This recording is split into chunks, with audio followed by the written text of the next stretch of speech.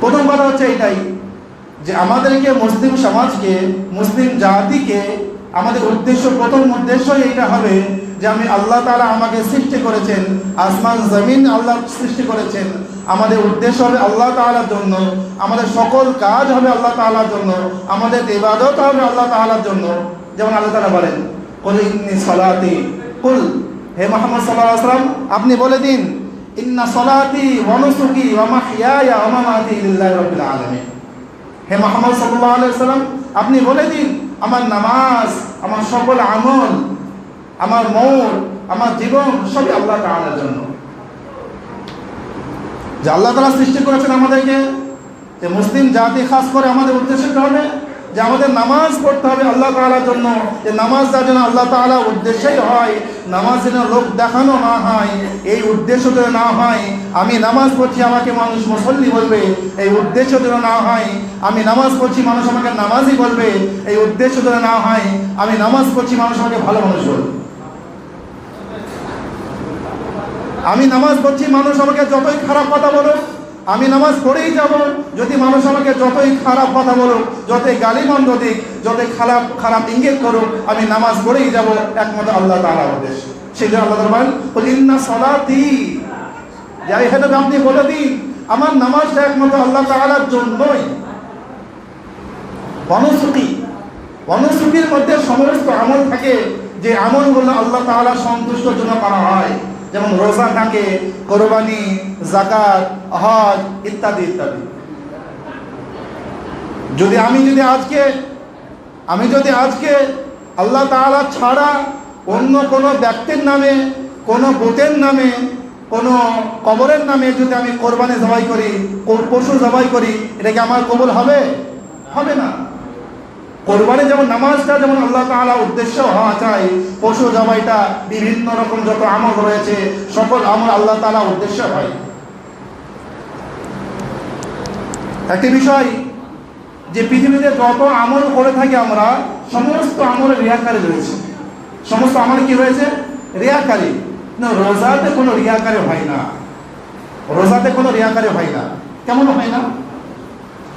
তার কারণেই আল্লাহ রাব্বুল আলামিন বলেন যে কোনো ব্যক্তি যদি রোজা রাখে তার প্রতিফল আমি নিজ হস্তে, আল্লাহ বলে আমি নিজ হাতে তাকে প্রদান করব, তাকে নিজ হাতে তার নেকি দেব।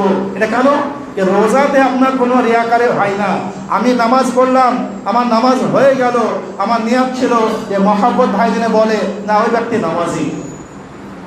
আমি নামাজ পড়লাম, আজকে আমার মেয়েকে দেখতে এসেছে, আমার বিয়াই সহ এসেছে, আমি নামাজ পড়তে আসলাম, নামাজ পড়লাম না, ও বলতে যেতে পারে না মেয়ের বাপ তো নামাজি, মেয়ে হয়তো ভালো হতে পারে।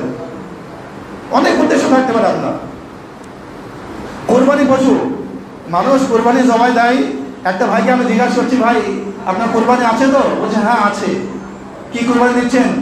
দুটো ভাগা আছে। আগে গত বছর একটা জামাই ছিল, এবার দুটো জামাই, তাই দুটো ভাগা আছে। কথা বলতে হবে আমরা যে গত বছর একটা জামাই ছিল, একটা ভাগা ছিল, এই বছর দুটো ভাগা আছে। কেন? কারণ কি? দুটো জামাই আছে। উদ্দেশ্য জামাইকে খাওয়ানো, আল্লাহ সন্তুষ্টির উদ্দেশ্য না। এই কোরবানি কবুল হবে? হবে। আল্লাহ তাআলার কাছে পৌঁছাবে? পৌঁছাবে না, শুধু মাংস খাওয়া হবে।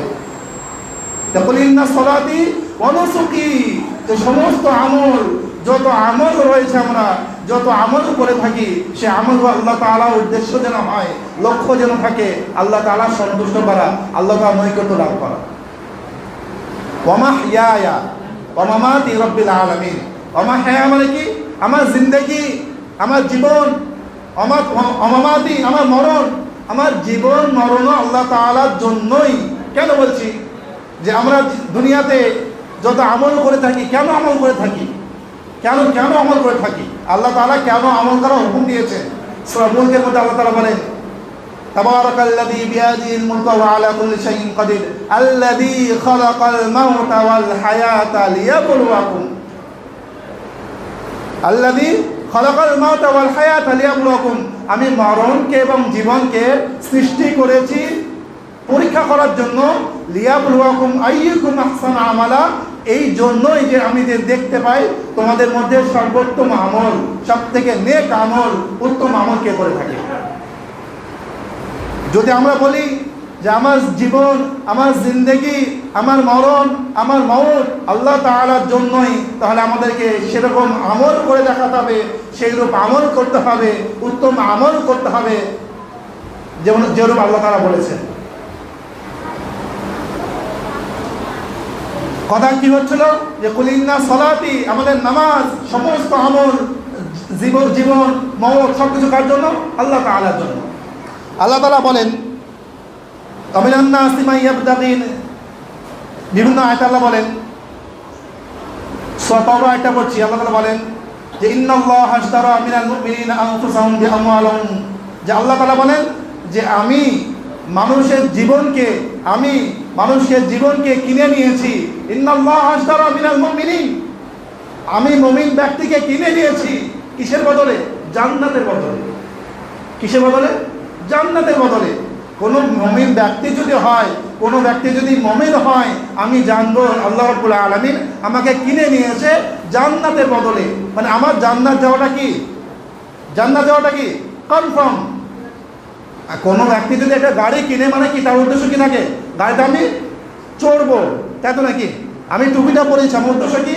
টুপিটা আমি মাথায় করবো। তা আল্লাহ তাআলা মানুষকে, মুমিন ব্যক্তিকে জান্নাতের বিনিময়ে কিনে নিয়েছে, মানে কি সেই ব্যক্তি জান্নাতে যাবে সেটা কনফার্ম হয়ে গিয়েছে।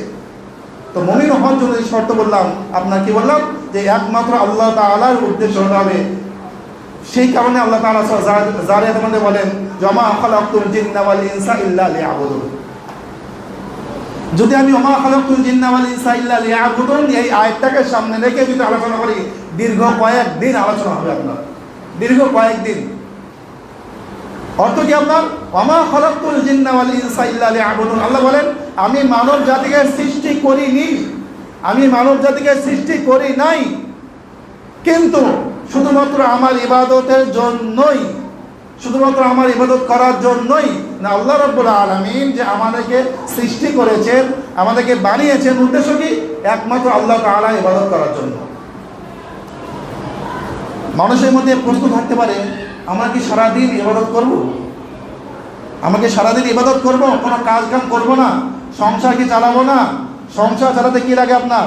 টাকা লাগে। টাকা লাগে না? টাকা লাগে, অর্থ লাগে আপনার। শরীর ভালো থাকতে হলে আপনার শরীর চর্চা লাগে আপনার।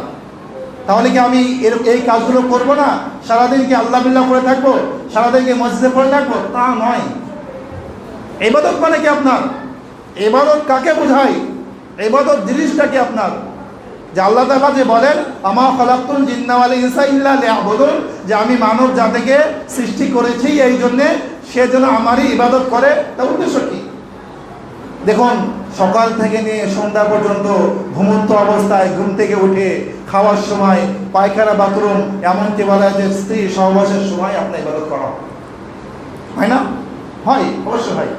যখন আমি ঘুম থেকে উঠবো, আমি আলহামদুলিল্লাহিল্লাযী আহইয়ানা বা'দামা আমাতানা ওয়া ইলাইহিন নুশুর। আমরা কজন পড়ে থাকি? আমরা কতজন পড়ে থাকি? আমরা জানি? আমরা হয়তো দোয়াটাই আমরা জানি না। তাই ইবাদত কি করে হতে পারে আপনার?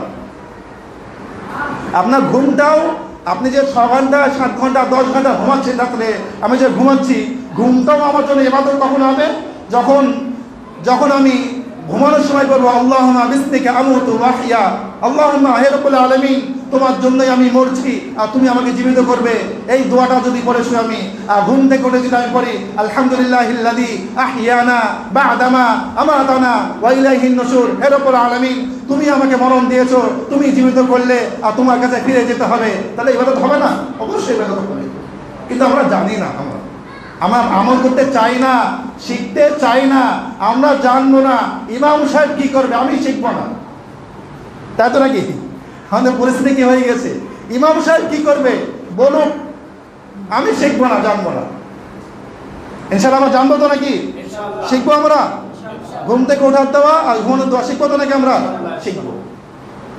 পেশাব পায়খানা এটা হচ্ছে আপনার একটা ভিন্ন বিষয়, অন্য বিষয়। এই জায়গায় তো যেন আমরা নেকি থেকে দূরে না থাকি, তার জন্য আল্লাহ রাসূল সাল্লাল্লাহু আলাইহি ওয়াসাল্লাম দোয়া শিখেছেন। কি শিখেছেন? দোয়া শিখেছেন। তো যদি পেশাব পায়খানা যাওয়ার সময় যদি দোয়া পড়ে আমরা, আর বের হওয়ার সময় যদি দোয়া পড়ি, তাহলে কি হবে? আমাদের আমাদের এটা সময়টা কি হবে? বেফল যাবে না, সময়টা বেফল যাবে না। স্ত্রী সহবাসের সময় আল্লাহ তাআলা এটাও দোয়া শিখে, আল্লাহ রাসূল এটাও দোয়া শিখেছেন, দোয়া শিখেছেন। আমরা মনে করি এটা অন্য বিষয়, অন্য কাজ, তা নয়।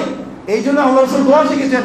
এইটাও আমার আপনার জন্য, আমার জন্য আপনার ইবাদত হবে যদি আমি দোয়াটা পাঠ করি, বিসমিল্লাহ আল্লাহুম্মা জান্নিবনি মিনাশ শাইতান ওয়া জান্নিবিশ শাইতানা মা রাযাকতানা।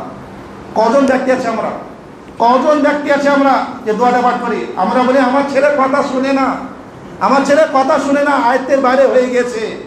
আপনি দোয়াটাই পড়েননি, আল্লাহর কাছে আল্লাহর নিকট শয়তানের কাছে পানা চাননি, যে আল্লাহকে বলেন হে রব্বুল আলামিন শয়তান থেকে হেফাজত করো, আপনি বলেননি।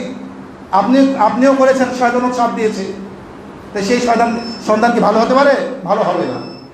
শেষ হয়ে যায়, হোক, সময় সংক্ষিপ্ত, বেশি আলোচনা করা হচ্ছে না, হয়তো করতে গেলে অনেক সময় গড়িয়ে যাবে। তো শেষে এই কথাই বলবো যে আমরা এমন চেষ্টা করবো, আমাদের চেষ্টা, প্রচেষ্টা, উদ্দেশ্য, লক্ষ্য এমন থাকবে যে পুরো জীবনটা, পুরো জিন্দেগি, পুরো দিন, পুরো রাত, সকল সময় যেন আমাদের কি কেমন হিসেবে যায়? আল্লাহ তাআলা ইবাদতে যায়, সেই চেষ্টা করবো ইনশাআল্লাহ, ইনশাআল্লাহ।